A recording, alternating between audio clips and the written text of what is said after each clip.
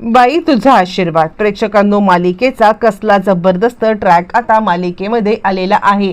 आत्तापर्यंत आपण इकडे पाहत आहोत की आता अवनीच्या बाबांनी इकडे आताच तिच्या सुनबाईला म्हणजेच महेशच्या बायकोला मात्र आता गळ घातले की माझ्या अवनीचं जे काही आहे भलं बुरं ते आता तूच करू शकतेस, कारण अवनी आमचं काही ऐकत नाहीये आणि त्यामुळे तूच तिला या घरामध्ये परत आणण्याचा प्रयत्न कर. पण या सगळ्यामध्ये मात्र आता इकडे जो व्हिडिओ दत्ताने पाठवलेला आहे तो व्हिडिओ ज्या वेळेला तिची वहिनी पाहते तिला सुद्धा अवनीचे होणारे हाल आहेत असं तिला वाटतं. पण ज्या वेळेला ती अवनीची भेट घेते तेव्हा खरा प्रकार जेव्हा तिच्या समोर आलाय आणि त्यानंतर मात्र आता इकडे अवनीच्या वहिनीने पुढाकार घेत बाबा आणि या दोघांच्या मधला आता दुरावा दूर करण्यासाठी आणि या दोघांना एकत्रितपणे आणण्यासाठी वहिनीने मात्र आता असा काही प्रयत्न केलाय की त्यानंतर मात्र आता एका बापाचं बाप हारलेला आहे एका आता इगोइस्टिक माणसापुढे. आणि त्यानंतर काय घडलंय, कसं घडलंय आणि सगळं सुरळीत झालेलं आहे की हे फक्त नाटक आहे, नक्की काय घडलंय सविस्तरपणे पाहू. प्रेक्षकांनो, आपण पाहिलं की दत्ताने पाठवलेला तो हा व्हिडिओ ज्या वेळेला मात्र आता आलेला आहे तो म्हणजे अवनीच्या बाबांच्या समोर आणि त्यावेळेला मात्र आता अवनीचे बाबा इकडे लगेचच वहिनीला तो व्हिडिओ दाखवतात. तो व्हिडिओ पाहिल्यावरती मात्र आता वहिनीला सुद्धा कुठेतरी काहीतरी म्हणजे वाईट वाटत आहे की हे सगळं काय होतंय अवनी सोबत. म्हणजे आता अवनी ह्या अशा पावसामध्ये कशी काय तिकडे राहणार, नाही काहीतरी करायला पाहिजे. आणि त्यावरती मात्र आता ते सांगायला लागतात की हे बघ, काहीही झालं तरी सुद्धा या सगळ्यामध्ये म्हणजे तू एक काम कर, कोणत्याही पद्धतीने मात्र आता तिला या घरामध्ये परत आण.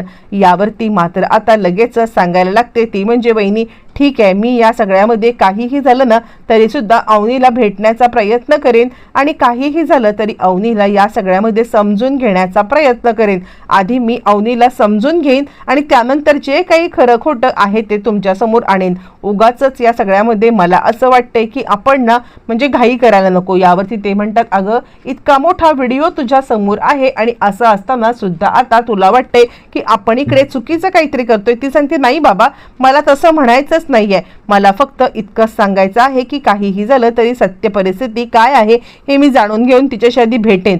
जर का खरंच त्या घरामध्ये तिचे हाल होत असतील ना तर मी स्वतः अवनीला या घरामध्ये मात्र आता परत घेऊन येईन. असं म्हटल्यावरती मात्र आता ते सांगतात, ठीक आहे, मला फक्त काय तर आता माझ्या मुलीची इकडे काळजी आहे, त्यासाठी मी आता हे सगळं करतोय. असं म्हटल्यावरती ती सांगते, हो बाबा, मला कळतंय तुमचं. त्यानंतर मात्र अवनीची आई आता त्यांना सांगायला लागते, हे बघा, हे जे काही तुम्ही विचार करताय ना हे एका बापाचा विचार आहे, म्हणजे हा एक बाप विचार करतोय. पण आत्तापर्यंत तुम्ही ज्या पद्धतीने वागत होतात ना त्यामुळे कदाचित तुमच्यावरती अवनीचा विश्वास बसणार नाही. आणि त्यावरती ते म्हणतात, मला माहिती आहे, म्हणूनच मी आता सुनबाईची मदत घ्यायचं ठरवले, कारण काहीही झालं तरी सुनबाई कोणत्याही परिस्थितीमध्ये अवनीला मंदवेल आणि खरंच तिला त्याचा त्रास होत असेल तर त्या घरामध्ये राहणं कितपत योग्य आहे. अवनीची आई सांगायला लागते, मला कळतंय तुम्ही जे काही म्हणताय ना ते सगळं बरोबर आहे. आता आपण हा सगळा प्रकार सुनबाईवरती सोपून मोकळे होऊया. बरं, हे सगळं झालं. इकडे आता आपण पाहिलं की अवनीने जॉबची गोष्ट काढल्यावरती यशादा मात्र आता इकडे राजाला विचारतोय, काय रे, काय झालंय. यावरती तो म्हणतो, काही नाही, नानांनी मला आता जॉबवरून काढून टाकले. यावरती यशादा म्हणतो, पण का, असं तू काय केलंस. यावरती तो सांगायला लागतो, मी काय करणार आहे, मी काहीच नाही केलं आणि त्या नानांची काहीतरी मजबुरी आहे म्हणून त्यांनी कामावरून काढून टाकले. त्यावरती तो म्हणतो, चल मी तुझ्यासोबत येतोय, काही झालं तरी सुद्धा आपण आता त्यांच्याशी बोलूया आणि त्यांच्याशी बोलून आता जो काही निर्णय आहे तो घेऊया.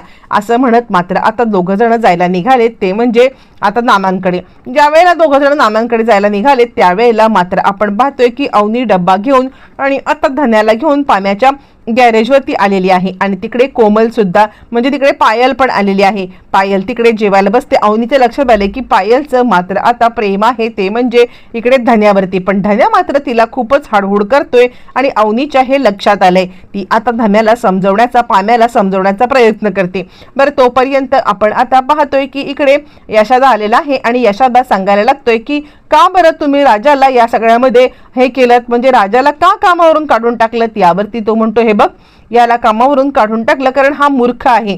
यावरती यशादा म्हणतो, काय केला काय, यांनी काही चूक केली असेल आणि त्याला कामावरून काढून टाकलं असेल ना तर आता तुम्हाला मी काहीच बोलणार नाहीये, पण काहीतरी कारण सांगा, उगाचच त्याला कामावरून मात्र आता काढल्यावरती इकडे असं पद्धतीने हे सगळं का बरं करताय तुम्ही? आणि त्यावरती मात्र आता लगेचच इकडे सांगायला लागतोय, तो म्हणजे तोच नाना सांगायला लागतोय की काहीही झालं तरी सुद्धा मात्र त्या अवनीच्या सोबत लग्न करून मी खूप मोठा मूर्खपणा केलाय, हा ह्याला कळतच नाहीये का? आणि यावरती मात्र आता इकडे सांगायला लागतो यशोदा, पण त्याच्याशी तुमचा काय संबंध?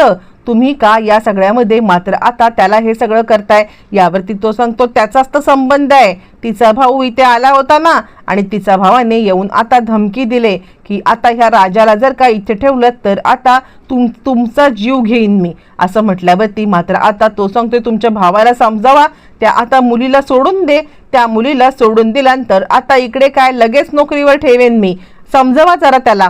यावरती यशोदा म्हणतो समजवलं असतं, पण तो जर का चुकीचा असतं ना तर समजवलं असतं, तो कोणत्याही परिस्थितीत चुकीचा नाहीये. आणि आता तुम्ही त्याच्यावरती जे आरोप करताय ना ते चुकीचे आहेत, तुम्ही चुकीचं बोलताय. त्याने लग्न केले, तिच्यासोबत लग्न केलेल्या बायकोला कोणाच्या तरी भीतीने किंवा नोकरीच्या भीतीने सोडून देणं हे चुकीचं आहे. मी राजाच्या बाजूने उभा आहे, ही नोकरी नाही, त्याला अजून नोकरी भेटेल, तुम्ही आता फक्त तुमची चिंता करा, असं म्हणत मात्र आता इकडे यशोदाने त्याला चांगलंच धमकावलंय. आणि त्यावरती नाना म्हणतात अरे मला पण त्याची गरज आहे. यावरती यशा म्हणतो आहे ना गरज, मग तरी सुद्धा कामावरून काढलं. यावरती तो म्हणतो अरे गरजेपेक्षा माझा जीव महत्वाचा वाटतो मला. यशा म्हणतो ठीक आहे राजा, काळजी करू नकोस, हे बघ तुला कोणत्याही प्रकारे दुसरा जॉब भेटेल म्हणजे भेटेल आणि मी तुझ्या पाठीशी ठामपणे उभा आहे, असं म्हणत यशोदाने मात्र आता आपली संमती दाखवलेली आहे.